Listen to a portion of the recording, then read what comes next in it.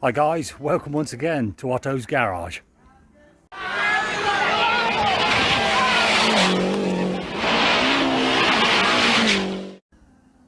So it's rear bumper time, and what I've done is just taken the bumper outside, given it a clean off with a power washer, and then we've just set her up on this little crate here just so we can see what's going on. So it's nice and clean now, but obviously we've got these cracks and stuff going on here and a bit of damage on that from the rear end that it's had. I have just put a bit of glue in here just to hold that kind of in place at the moment, but I'm pretty sure that we are not going to be able to save this, and we're going to have to make a fiberglass bumper from it. So what I'm going to do now is get the flat wheel and just take off all of these little ridges and stuff, and then we're going to get a bit of filler, fill it all in, smooth it all off, and then we can use it as a buck, like we said before, for hopefully taking a fiberglass mould off it. So that is today's job in the sunshine. Okay, so I've just given that a go over with the DA, and that's got a 240 on it as well, so that's air powered, and it's a little less severe than the flat wheel, so it just kind of helps to take out all the little ridges that the flat wheel might put in there.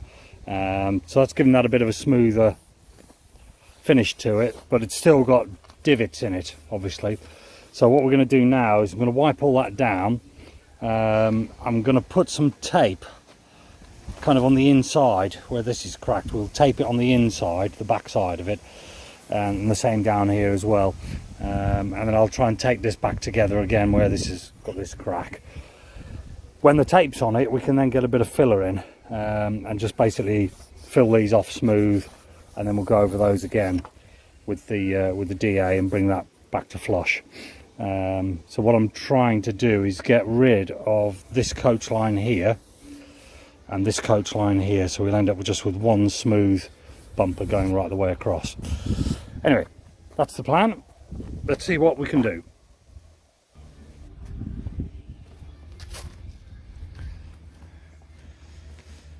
So you can see the tape there in the back, that's just holding those cracks together, and then I've just gone around and put some tape on the back of all of the holes, which basically have had all the trim clips in coming through there. So what I'm going to do now is I'm going to get some filler mixed up, and we're going to fill up some of those divots and slots and see whether we can't get that looking a bit more presentable. That's the first stage of getting it filled, so we've got most of the big holes filled up there. When that's gone off, I'll just whiz over it with the DA again, and then we'll put another layer on the top. So basically we've got to get that really nice and smooth, ready to accept the fiberglass. After a good few hours of filling and sanding and filling and sanding that bumper, this is kind of the result that we've got now. So basically we filled the sides in and we filled the grooves in where the trim was before, but I've had a bit of a think about this, and I know that before I said that this bumper was in such a bad way that it wasn't going to be salvageable. I'm kind of changed my mind on that. So what I'm going to do is I'm going to get it all sprayed up the right colour, and I'm going to get it on the car, and then we'll have a look at it at the show and just see what it's like. I know obviously when you're filling bumpers with you know, the bumper's made out of, I don't know, like a urethane or something like that, and we're using normal flexible filler on it, it's going to crack, you know, in day-to-day use, but it ain't going to crack between now and the show. So what I'm going to do is I'm going to get it on the car as it is now, and then following the show, when I've got a little bit more time, I think that's the time to probably get a mould off it and see if we can't make a fiberglass one instead. So that has kind of made up my mind for me, looking at how good it is, really. I mean, you know, the cracks that were in it have filled up nicely, and I think the worst one was on this corner here. I've still got to just do a bit of sanding on this. That filler hasn't quite gone off, it's like a different bumper, so it's kind of saved its own skin, if you like. But anyway, that's what we're going to try and do. Get it on the car for the show, and then at least I can get a good idea of whether or not to take a mould off it at a later date. Because I'm using the bumper and not taking a mould off it now, I have put a bit of fiberglass reinforcing in underneath it, and then I've just given it its final going over with a 400 DA, and got it prepped up ready for a bit of primer to go on it, and that's going to be the next stage. So you can see here there's just a few of these strands. These are sticking out from behind. I'm not fussed about them, we'll trim them off afterwards, but it has actually now got a real nice smooth finish on it, so I'm well impressed with that, and we're going to get that primer stuck on it now. And there it is with some primer on it. So that just needs flattening down, and then that's going to be ready for a bit of top coat. But that's good, we're liking that. So back to the water pump blanking plate, and what we've got here is the CNC plate that we saw before, the plasma cut I should say, and we've got that elbow there. So all I've done now is I've just put a little couple of tacks in, I've offered it up onto the engine block, and she looks good. So I'm going to weld that up, and then hopefully that will be ready to go for a pipe on the other end. So that's all welded, and I've basically run right around it on the inside and just had a double check that we haven't got any holes anywhere, so that's all good. Of course what we need to do now is weld the tube, which I've got here, and that's going to go on the top there. So I've ground off all of the galve around there, and then that tube's going to sit something like that in that position, and then that'll have a Samco hose going on it afterwards, so I need to get that welded on. So that's that welded, and we've got a good bead right the way around that, so that's cool. Or it's probably actually bloody hot at the moment, but it will be cool.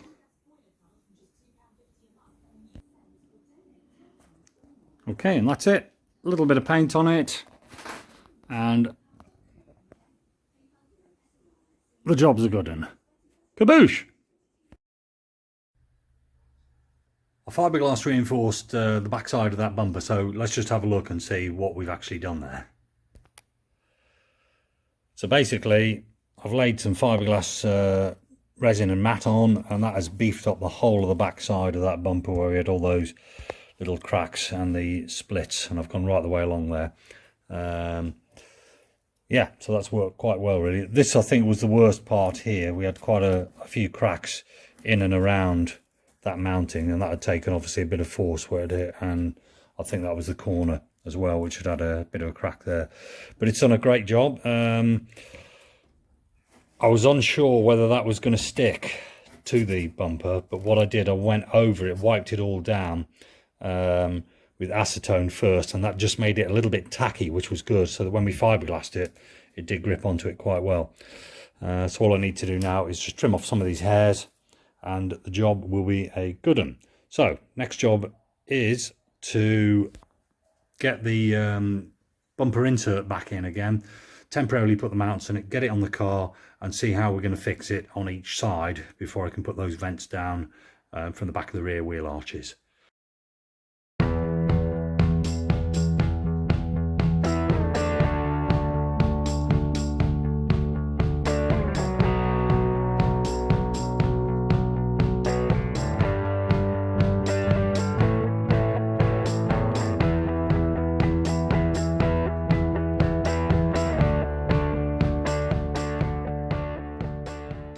Another momentous landmark. I've just released the engine from the stand, and it's now swinging freely, which means that we can have a look down on this back edge, the end of the crank, and get that flywheel mounted, which is good news. Obviously when I put it down, I'm going to have to be very careful what we settle it down on, because we don't want to damage the sump and everything under there. But for the moment, we'll try and get that flywheel on, and just see what else we've got to do on that back end ready for the clutch. This really is a thing of beauty. Lovely bit of balanced CNC machined steel there. What I've done is I've just given it a clean off with some brake cleaner, which has taken the greasy machinery oil. Really what they do is when they machine it, they cover the surface in oil, stop it rusting. So I've taken all that off there. We've now got a nice clean clutch plate face on there. So what I'm going to do now is offer it up. I will get some grubby fingers on it, no doubt, but what I'll do before we put the clutch in, we'll give it another degrease once it's on the engine. That's the back plate on, and that just sits over. There's a lug down here and a lug down there, and then just clears on these bolts up the top here. When the gearbox is put in place, obviously that all clamps up, so it tightens up on these ones here. And then this gives a facility for the starter motor at that side over there.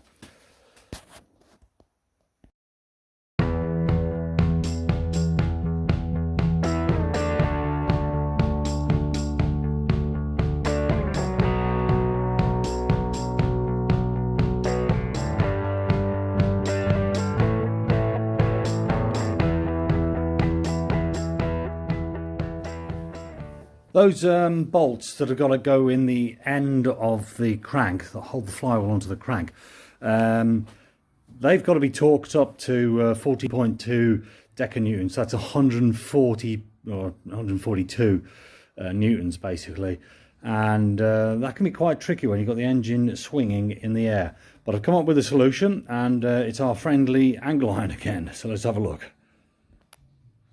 So basically what I've done is I've got a couple of bolts through into the holes of the flywheel. They're not bolted in, they're just literally sitting in there. We've lowered the engine down a little bit so that the other end of the iron hits on the floor, and that means now when we apply the torque onto the torque wrench, it stops the crank from turning around and gets the correct torque in onto those nuts.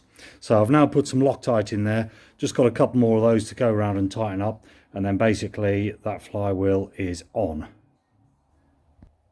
The next thing I want to do is just double check that the clutch plate housing, the cover plate there, will actually go onto that flywheel.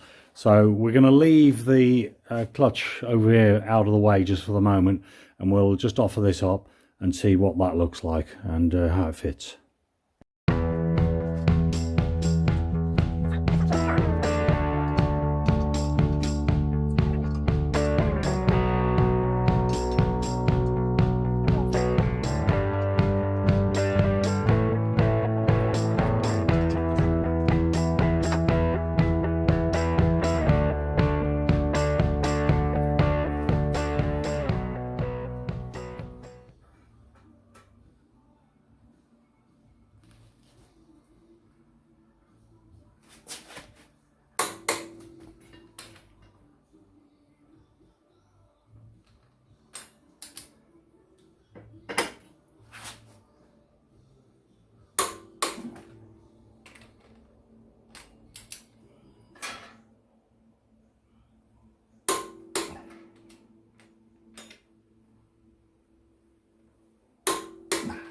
Good.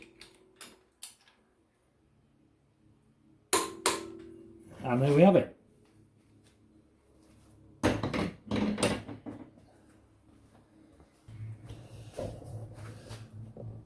Okay, I've degreased off the flywheel now that that's actually fitted onto the end of the crank. So what are we going to do now is get the clutch cover plate put on with the clutch inside it. And for that we need a clutch alignment tool. So this is a clutch alignment tool, and basically what it does is when you fit your clutch into your flywheel and clamp it up with the pressure plate, you've got to make sure that the center of this is matched to the center of that, because obviously if it isn't, it's going to go like wibbly wobbly basically. And the worst thing is that your input shaft onto the gearbox has got to go through that plate and into the spigot hole at the end of the crank. So if they don't all line up, you're never going to get the gearbox closed up to the engine basically. I'll just show you on the engine, on the gearbox, what I mean. So basically what we're going to replicate is the drive input shaft off the gearbox with our clutch alignment tool. Now most clutch alignment tools have a variety of thickness of this part here, which replicates the same kind of thickness as the splined area on the gearbox. The other end has got a little adjustable, or not adjustable, but again a variety of thicknesses of kind of replicants, which will go in it'll go into there basically. So that aligns in the center of that, and I can feel that is centrally tight. So when we get the clutch cover plate on, I can push this through, I can pull my clutch into the right place, and then basically we'll know that's straight, and then we can tighten up the bolts with the clutch plate centrally aligned. You can see the clutch alignment tool in place there, and I can feel that's located kind of snugly into that and that hole in the end of the crank. So what I've done now is we've just got a bolt at 3 sides down here as well. And the other thing as well is that clutch plate mounts over these little dowels which are on the flywheel. So that can only go in one place, which is good news. So all I need to do now is get these bolts in. I can tighten that plate back to the flywheel, and then we can get them torqued up, and away we go. Again, with these anything kind of circular like that, just tighten them a little bit and keep working your way around, and then it will pull the clutch plate housing on level. If you just go and wind up this one here, probably it'll grip on the dowels on the other side, and then it'll all be all warped. So just keep tightening them, keep working your way around a little bit at a time. It'll pull it all in, and then you can get it tight back to the flywheel. So when we've got all those tightened up now, the last thing to do is just take out the clutch release, sorry, the clutch alignment tool, and there she is. So that's all on.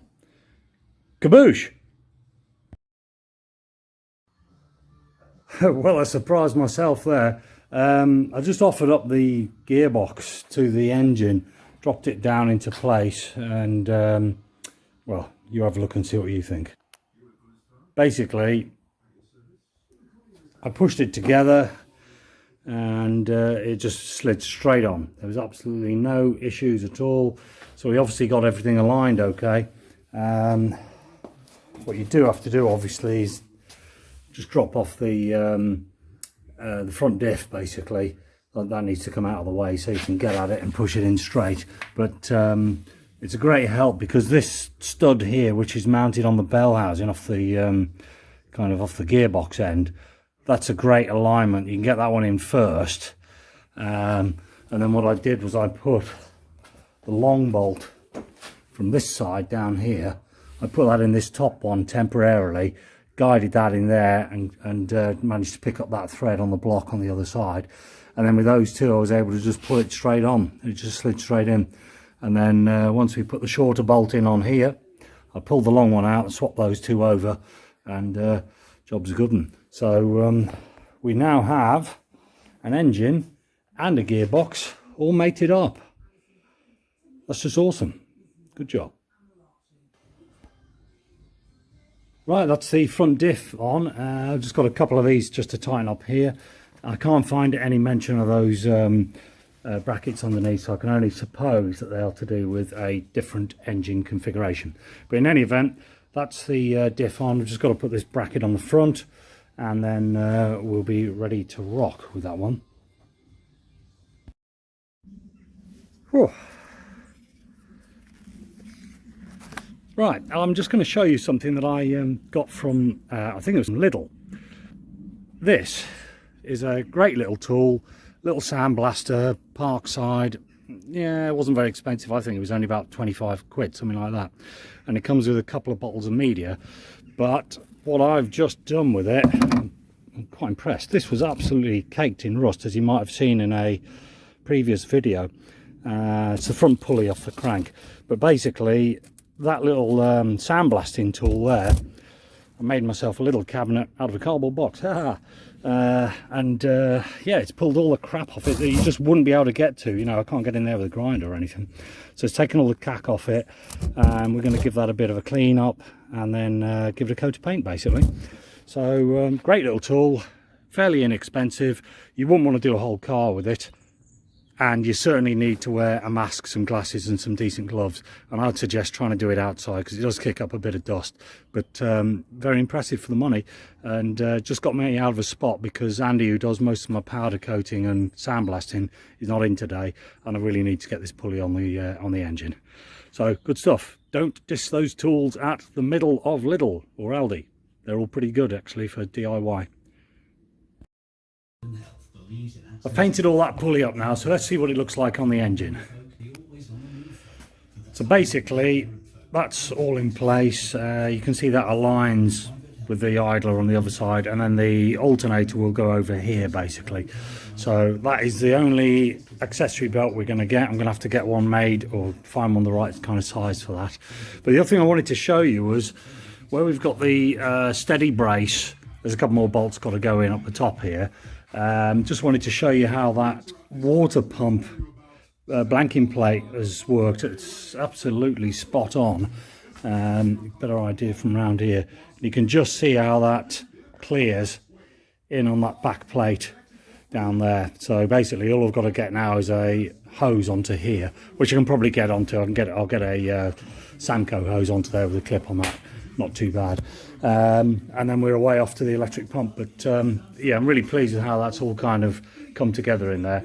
Any less radius on that and we'd have been really struggling to get in there with the room. But that's worked well. So that's one way of getting your water pump out of the way if you're going to put an electric pump in there. Right, I've tidied the workshop out and now you can actually see the car and you can see the engine there. And what we're going to do now is we're going to try and get the engine down onto that little skid, that one there, and then when we got that there, I'll lift the front of the engine, the front of the car up right high, and all being well, we can then slide the engine in underneath and lift her up with a crane. I've taken pretty much everything off the front of the car at the moment just to make it all a bit easier. Still some suspension legs to mess around with, but that's the cunning plan. So there she is down on the dolly, or the skid, whichever you want to call it. But what I've got to do now is climb under the car because we've got to release the front suspension arms on each side so that they can swing down out of the way. And then when they're out of the way, that means we can then get the engine underneath and then lift the body shell up and feed it under. It hasn't got to come up very far actually because with our rally stands on the side, it's actually picked up the front of the car quite a lot, and the bottom of that cross member there is probably aligning at the moment with the water pump, something like that. So I'm going to lift it up very far to get it underneath, but I do need to get underneath and take those suspension components out of the way. Right, got the engine out of the way, got the hoist on the front cross member with a strop around that. Don't want to put the chain dog on there obviously. So now what I need to do, and I have obviously down there you can see we've loosened off the suspension arms, so we're all ready to go. We're going to jack this up now and it should, all being well, just pick up the front of the car. That's the plan. Like so. And what I'm going to do is, if I can, get the rally stands up high enough that we can just block it. If it's blocked up, then we can still use those as a safety support as well. In any event.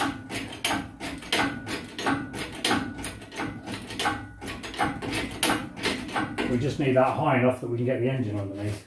And that is very nearly there. A little bit more and we'll be away.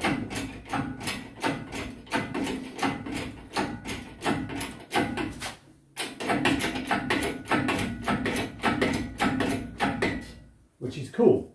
So I'm going to need to get some blocks under those two side stands there, and then I'll disengage the crane and we'll wheel the engine underneath.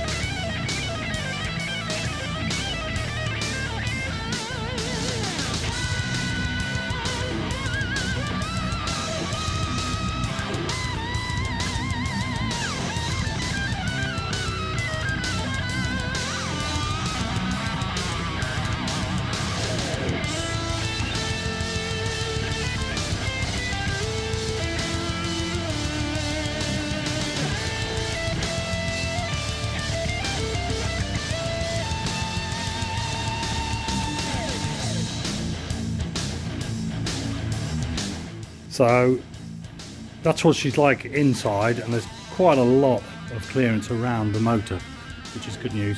What I'm going to do now, I've just strapped that back up as we originally had it. We're going to pick the engine up and try and lift that up into its final resting place basically, and then we'll swap over again, hopefully when the engine's bolted up, and we'll re-strap it onto the front and lower the whole car back down again. So first stage, sorry, next stage, get that motor lifted up into its position and see if we can get some bolts into some mounts.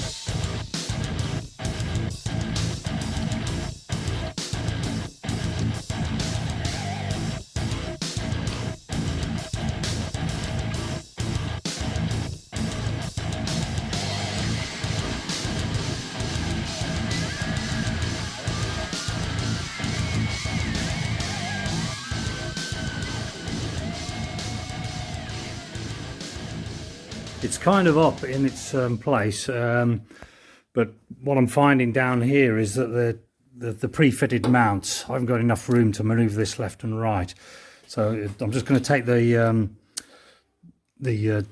donut one off there, and then that should just give us a bit of room. If I can get one of these bolts in, then it should pivot over, because at the moment I've got a bit of clearance issue going on down here. So the idea is get that off, get a bolt in down there somewhere, and then we can hopefully pivot it and drop the far end of the engine down as well, because obviously at the moment that mount down there is considerably high, which is a good thing, because I think we need to put the other plate in underneath there now. Anyway, let's have a crack at that and see if we can't get it positioned in the right place. Being a little bit hasty, I'd got the engine up in the right place, but I couldn't get any of the bolts in because I hadn't cleaned the threads out of the mounting holes. So what I've done is I've run a tap through, so all of these little holes here and these ones on the side wing, I've tapped all those out now, and there's some over there as well. So they basically now will take the correct size bolt. It just wouldn't go in at all before. And obviously I've had to drop the engine down. Well, after some serious messing around, we have got an engine in. The problem that I had was that you really have got to take all of these engine mounts off, the new ones, and then kind of put the plates in first, and then hoof around with the engine and just waggle it around and stuff. But we've got all those in now. And the other thing that you have to do as well is jack it up at the back, because what happens is the weight of the diff is pulling the engine down on a funny angle, which means that it's not sitting where it should sit. But in any event, it's in. Happy days indeed, kaboosh! So there's a few more bits and bobs obviously to do on that, but fundamentally the engine is in that bay, and that's what we've been striving for, obviously. I'm going to leave it there. This has been a bit of a long episode. Thanks for watching Otto's Garage. I'll catch you next time. And meanwhile, if you're going to come along to the Historic Rally Festival at Weston Park, the car is going to be there on a stand, and it'd be great to meet some of you guys. Stay safe. See you next time.